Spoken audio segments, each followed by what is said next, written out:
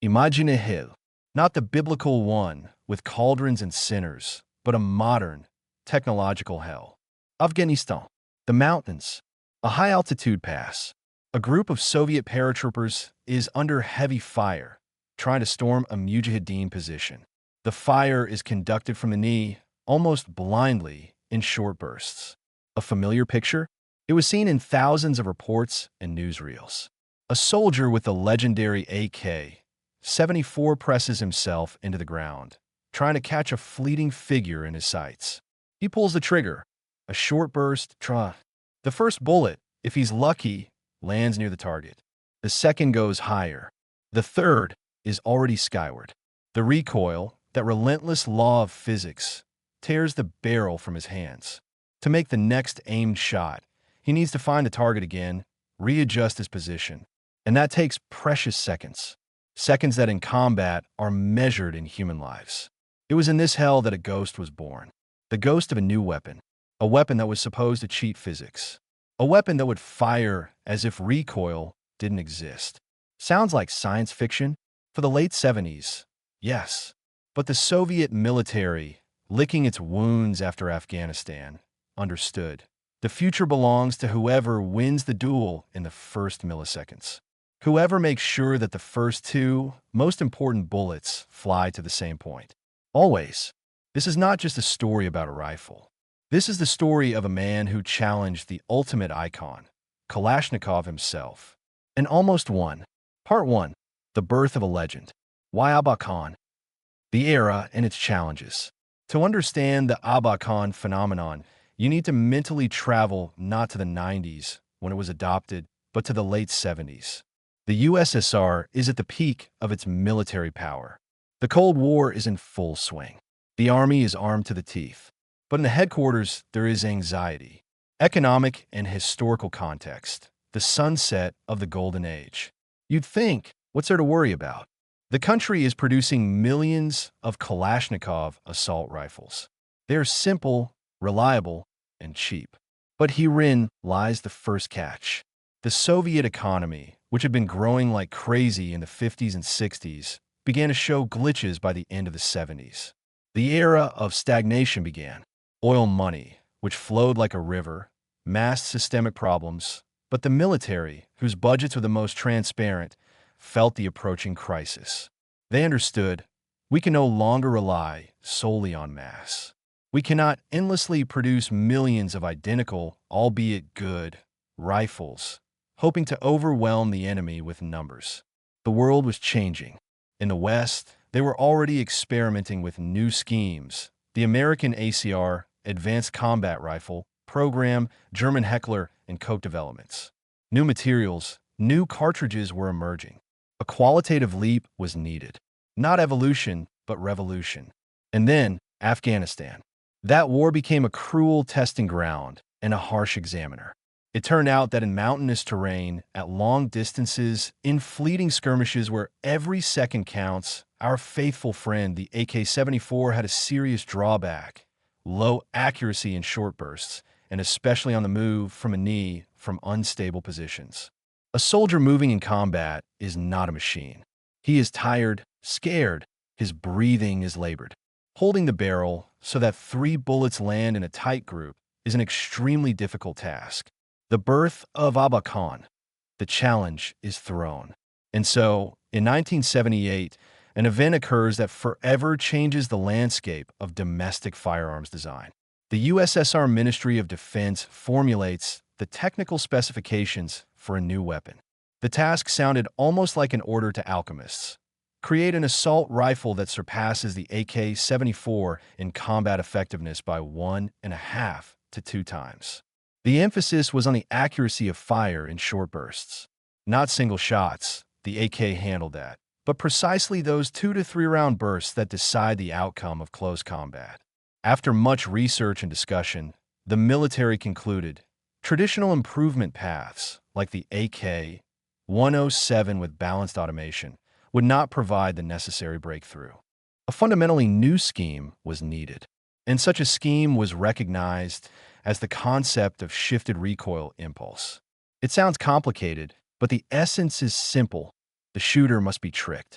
Make it so that the recoil from the shot reaches him only after the bullets have left the barrel. Thus was born a program with the proud and formidable name Abakan, a name in the spirit of Soviet military tradition, concise, powerful, and not without a touch of mystique. This was not just a competition. It was a crusade of engineering thought against the laws of physics. Part 2. The Battle of the Titans. The contest that shouldn't have been. Picture this. The best small arms design bureaus of the Soviet Union clash in a battle comparable only to the competition of space programs. Izhevsk, Tula, Kovrov. Every plant, every design bureau brought its champion. 12 projects in total. 12 different paths to one goal. This was not just a technical exhibition. It was a field of ideological battle. On one side, the traditionalists who believed in the evolution of the proven Kalashnikov scheme. On the other, the radicals ready to rewrite all the canons. Among these radicals was a man with a quiet but unyielding character, Gennady Nikolaevich Nikonov. He was not as media-friendly as Kalashnikov. He was an engineer to the core, a technician, a thinker. His project, bearing the modest designation AS, assault rifle with shifted impulse, was perhaps the most complex and most ambitious. Why was it chosen? Legends say that during testing, his rifle worked wonders. While other models showed improvements by percentages, Nikonov's rifle showed improvements by multiples, especially in the most difficult type of firing, on the move. When the shooter is running and firing simultaneously, his AS provided incredible accuracy for that time. 2 bullets would land literally in a palm-sized group at a distance of 100 meters. Imagine the faces of the military acceptance officers, who for decades were accustomed to the fact that on the move, you could only hit an area. And here, 2 bullets in one target. It was a shock. It was magic. By 1986, Nikonov refined his rifle, and it received the designation ASM. And then, the climax. 1991, the Tamanskaya Division. State trials. Nikonov's rifle passes all tests and is officially recognized as the winner of Abakan. It surpassed the AK-74 in accuracy. It proved its viability. It would seem, here it is, victory. The new rifle should go into series production, become the new shield of the fatherland. But history is always full of buts. Part 3. The Anatomy of a Miracle. How the Abakan magic works. Let's finally figure out how this thing worked. I'll explain it as simply as possible, like for a friend over a cup of tea. Forget the boring technical terms. Imagine not a rifle, but a small artillery system. The main principle, the Lafayette scheme. Nikonov didn't reinvent the wheel. He took a principle from artillery, where the gun is on a carriage, and upon recoil, the entire system rolls back. Same here. Inside the AN-94, there's an entire firing unit. The barrel, bolt carrier, chamber. This entire block is not rigidly fixed in the receiver, but moves back and forth on guides, like a trolley on rails. The magic of the first 2 shots. Shot number 1. You press the trigger. A shot occurs. The powder gases do 2 things simultaneously. They push the bullet down the barrel. Through the gas port, they push the bolt carrier, which begins to unlock the bolt. But most importantly, the recoil from a shot forces our entire movable unit, barrel with bolt, to start moving backward, slowly, a few centimeters. While the unit is moving back, a real dance of mechanisms happens inside. While the barrel is still moving backward, the bolt carrier, connected by a special cable, like on a bicycle, and a system of rollers, manages to extract the spent cartridge case. Cock the hammer. Grab a second round from the magazine. And, attention, chamber it. Shot number 2. A second shot occurs. And all this, while our main firing unit is still moving backward. It hasn't even reached its rearmost position yet. And only after the second bullet has left the barrel, the entire unit reaches the stop, and only then is the full recoil impulse transferred to the shooter's shoulder. Do you understand the genius? The shooter feels the recoil only after 2 bullets have flown towards a target. His shoulder, his muscles, his instincts don't have time to react and spoil the aim. For him, It feels like one strange but very tight double clap.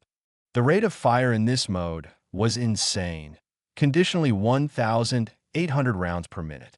It's not even tra, but almost ticharaka, one merge sound. 2 bullets left the barrel in the time it took a regular AK to fire one shot. After this magic double, the rifle would switch to a normal mode with a rate of 600 rounds per minute for sustained automatic fire, to avoid overheating the barrel and expending all ammunition in 3 seconds. Design quirks and features. The crooked magazine. It had to be placed at an angle because all this fuss with the moving unit and the cable took up a lot of space. Looks unusual, but that's the price for genius. The side-mounted bayonet. It was attached not underneath but on the side. Why? So you could use an underbarrel grenade launcher without removing the bayonet. And another life hack from Nikonov. In this position, the knife is more convenient for thrusting strikes between the ribs. Thought out to the smallest detail. Complexity as a curse. And now the flip side. Imagine, this rifle consisted of 13 main components, including that very cable and rollers. Disassembling it in the field is a quest. Cleaning it, an even bigger quest. It was as finicky as a sports Ferrari.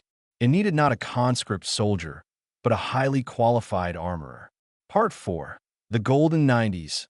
How the economy killed the dream. And here we come to the most dramatic part of our story. 1997.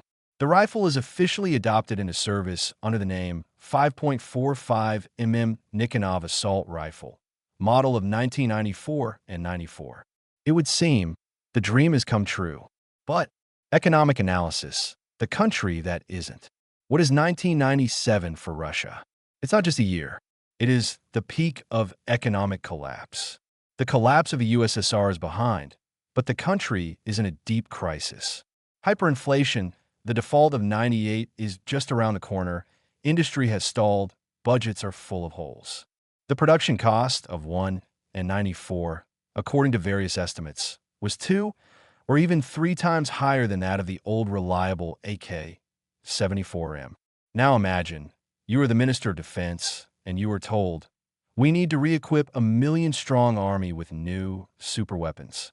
And the treasury is empty. The factories that were supposed to produce the most complex parts are idle or looted. The military faced a cruel choice. Either equip a few elite units with a new miracle, or try to maintain the combat readiness of the entire army by purchasing simple and cheap AKs. The choice was obvious.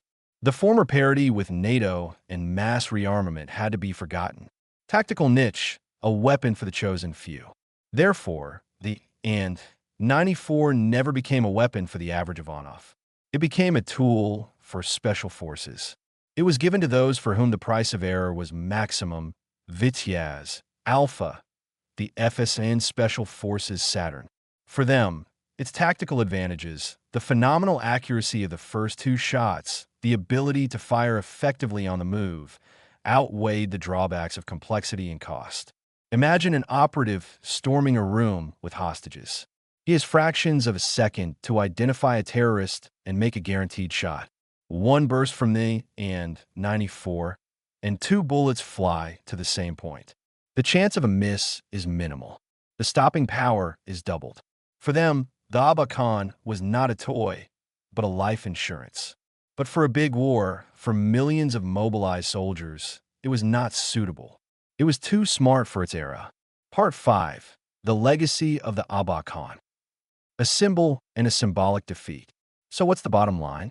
Was the AN-94 a failure? No. And yes. Failure, in terms of mass adoption. It failed to replace the Kalashnikov. The economy, history, the very logic of army weapons development proved stronger. In the Radnik program, the focus was on simpler and more technological models like the AK-12 and A545, a descendant of that same AK-971, which also participated in Abakan. They are simpler, more reliable, and almost as good for the average soldier. Success, in terms of engineering thought. The AN-94 is a monument to the audacity that the Soviet small arms school was still capable of in its last great years. It is a proof of concept, proof that even the laws of physics can be harnessed to serve man. No one in the world before or since has created a serial assault rifle with such an implementation of the shifted recoil impulse. It is unique. It became a cult object in video games. Hello to all SDLKR fans, and it's Abakan, a symbol of something advanced and secret. And its most important legacy, it made everyone think. It showed that the future of small arms lies not only in reliability, but also in accuracy. That control is more important than mass. That a soldier deserves a weapon that helps him survive, not just requires him to be cannon fodder. Gennady Nikonov created not just a rifle. He created an idea that, I am sure, will return. Maybe in a different form, with different technologies, but the principle that the first shots decide everything will remain unshakable. Epilogue: The lessons of the Abakan. The story of the AN-94 is a lesson for all of us. It's a story of how a brilliant idea can run into harsh reality, how economics and politics are often stronger than the most advanced engineering design. It's a story of a dream that wasn't for everyone, but for some, it became salvation. It reminds us that progress is often born in agony, and great inventions do not always find their place in the sun right away, but they illuminate the path for those who will come after. Well, that concludes our saga about the Abakan. Please write in the comments what you think. Was he a genius or a madman? Was it worth it for the USSR to invest such efforts in this project, or was it better to develop simpler systems? Your opinion is very important to me, because truth is born in discussion. And of course, if this story hooked you, made you think, hit the like button, share it with your friends, and subscribe to the channel. We have many more stories about weapons, technologies, and the people who changed the world ahead. Thanks for staying with us until the end.